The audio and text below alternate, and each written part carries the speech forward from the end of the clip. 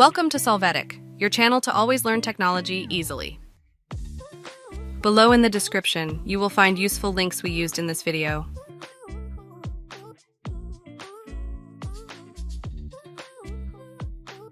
Today in Solvetic, we will see how to fix "You need permission to perform this action" Windows 11.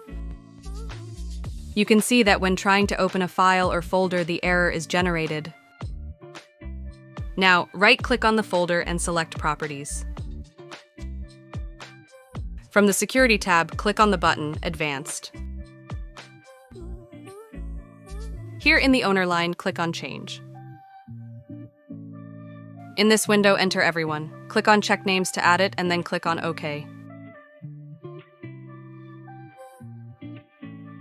It is essential that you click on Enable Inheritance to apply the changes to that user.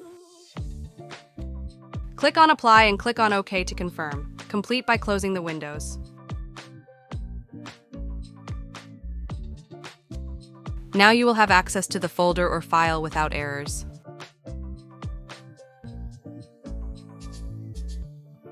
Hey, remember to subscribe Solvetic channel.